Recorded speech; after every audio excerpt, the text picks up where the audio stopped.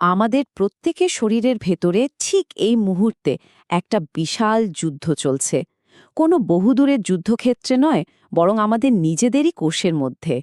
এখানে শত্রু আর রক্ষক এতটাই ছোট যে খালি চোখে তাদের দেখাই যায় না। চলুন আজ ডুব দিই সেই অদৃশ্য জগতে, যেখানে আমাদের অস্তিত্বের লড়াইটা চলছে প্রতি মুহূর্তে। কথাটা শুনে একটু অদ্ভুত লাগতে পারে, তাই না? কিন্তু এটাই সত্যি। আমাদের শরীরে মানুষের কোষ যতগুলো আছে তার চেয়ে অনেক অনেক বেশি সংখ্যায় আছে অণুজীব। এই যে ট্রিলিয়ন ট্রিলিয়ন ক্ষুদে বাসিন্দা, তারাই কিন্তু আমাদের ভালো থাকা বা না থাকার একটা বড় অংশ নিয়ন্ত্রণ করে। কিন্তু কারা এরা, আর ঠিক কী করছে আমাদের ভেতরে? তো সবার আগে কথা বলা যাক আমাদের সেই সব সঙ্গীদের নিয়ে, যারা বেশিরভাগ সময়ই আমাদের বন্ধু।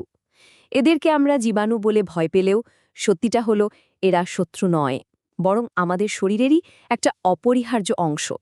বিজ্ঞানের ভাষায় এদের একটা গালভরা নাম আছে, নরমাল মাইক্রোবায়োটা।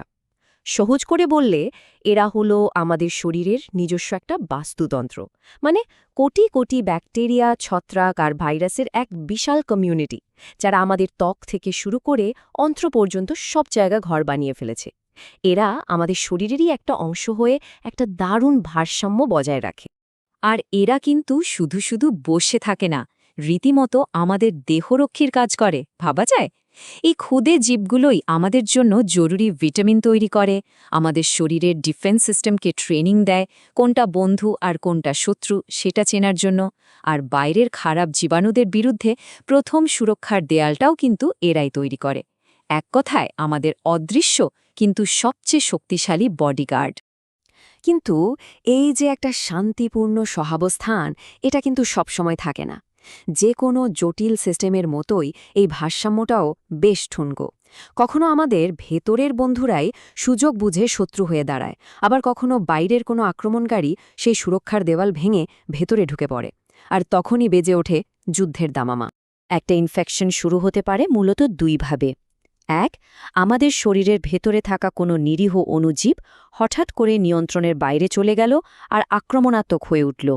অথবা দুই, বাইরে থেকে কোনো শক্তিশালী রোগ জীবাণু আমাদের শরীরে ঢুকে পড়ল। যেভাবেই হোক না কেন, ফলাফলটা কিন্তু বেশ মারাত্মক হতে পারে। এখানে একটা খুব ইন্টারেস্টিং ব্যাপার আছে কিন্তু। সব জীবাণু কিন্তু সমান বিপজ্জনক নয়।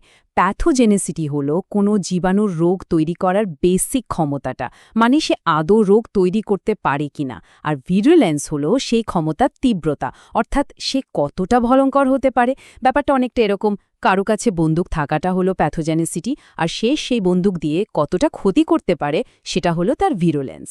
একটা জীবাণু যখন সফলভাবে আক্রমণ করে, তখন ওটা কয়েকটা নির্দিষ্ট ধাপে কাজ করে। চলুন ওদের অ্যাকশন প্ল্যানটা একটু দেখি। প্রথমে জীবাণুটা আঠার মতো আমাদের কোষের গায়ে সেটে যায়। এরপর সে আমাদের শরীরের ডিফেন্স সিস্টেম বা সেনাবাহিনীকে পুরোপুরি ফাঁকি দেয়। তারপর নিজের সংখ্যা হু হু করে বাড়িয়ে একটা ঘাঁটি তৈরি করে ফেলে। আর সব শেষে সেই ঘাঁটি থেকেই সারা শরীরে ছড়িয়ে পড়ে আর মারাত্মক সংক্রমণ ঘটায়। যখন আমাদের শরীরে নিজস্ব ডিফেন্স সিস্টেম একা পেরে ওঠে না, তখন তো বাইরে থেকে সাহায্য ডাকতেই হয়। এই সাহায্যটাই হলো অ্যান্টিবায়োটিক, ব্যাকটেরিয়ার বিরুদ্ধে আধুনিক মেডিসিনের সবচেয়ে শক্তিশালী অস্ত্র। আমাদের অস্ত্রভাণ্ডারে অনেক অস্ত্র আছে, তার মধ্যে সবচেয়ে পরিচিত একটা হলো বিটা-ল্যাকটাম অ্যান্টিবায়োটিক, আর এর সবচেয়ে ভালো উদাহরণ হলো পেনিসিলিন। চলুন দেখি এই অস্ত্রটা ঠিক কিভাবে শত্রুকে ঘায়েল করে। এর অ্যাটাক করার স্টাইলটা কিন্তু এক কথায় ব্রিলিয়েন্ট আর ভয়ঙ্কর। এই অ্যান্টিবায়োটিক সরাসরি ব্যাকটেরিয়ার কোষ প্রাচীর, মানে ওর বাইরের সুরক্ষার বর্মে অ্যাটাক করে। এটা সেই বর্ম তৈরির প্রক্রিয়াটাই বন্ধ করে দেয়।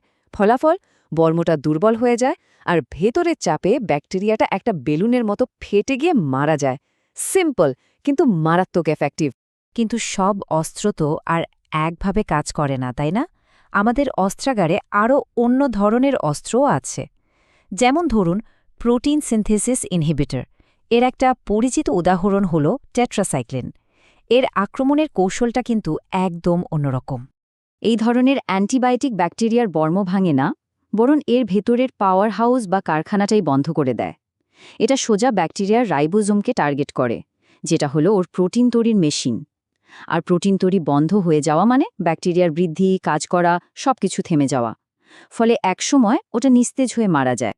দশকের পর দশক ধরে এই দারুণ সব অস্ত্র দিয়ে আমরা অসংখ্য মানুষের জীবন বাঁচিয়েছি। একটা সময় তো মনেই হচ্ছিল যে ব্যাকটেরিয়ার বিরুদ্ধে এই যুদ্ধে আমরা জিতেই গেছি। কিন্তু আমরা বোধহয় শত্রুর মানিয়ে নেওয়ার ক্ষমতাটাকে একটু ছোট করে দেখে ফেলেছিলাম। কারণ ব্যাকটেরিয়াও কিন্তু বসে নেই, ওরাও নিজেদের বদলাচ্ছে, আর আমাদের সেরা অস্ত্রের বিরুদ্ধেই প্রতিরোধ করে তুলছে। হ্যাঁ, ঠিক তাই। আমাদের প্রত্যেকটা অস্ত্রের জবাবে ব্যাকটেরিয়া নতুন নতুন সুরক্ষার উপায় বা ঢাল তৈরি করছে। এই ঘটনাটাকেই বলা হয় অ্যান্টিবায়োটিক রেজিস্ট্যান্স। আর এটা এখন একবিংশ শতাব্দীর জনস্বাস্থ্যের জন্য সবচেয়ে বড় হুমকিগুলোর একটা হয়ে দাঁড়িয়েছে। এই ছবিটা দেখলেই বোঝা যায় যে পরিস্থিতিটা ঠিক কতটা গুরুতর। এটা একটা সিঁড়ির মতো, যার প্রত্যেকটা ধাপ আরও ভয়ঙ্কর। প্রথমে ব্যাকটেরিয়া হয় MDR, মানে মাল্টিড্রাগ রেজিস্ট্যান্ট। অনেকগুলো অ্যান্টিবায়োটিক আর কাজ করে না।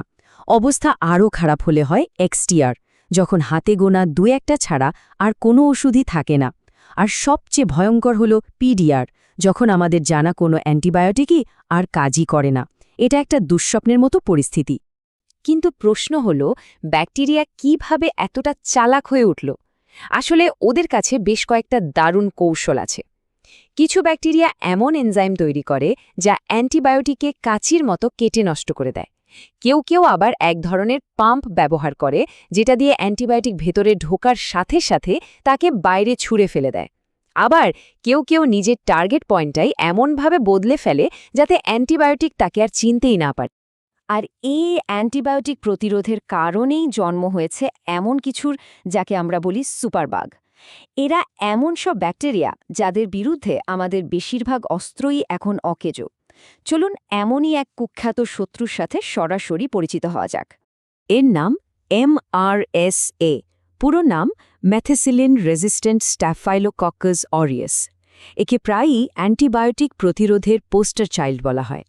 একসময় এটা খুব সাধারণ একটা সংক্রমণ ঘটাত, কিন্তু সময়ের সাথে সাথে এটি বহু প্রচলিত অ্যান্টিবায়োটিকের বিরুদ্ধে প্রতিরোধ করে তুলে এক ভয়ঙ্কর শত্রুতে পরিণত হয়েছে।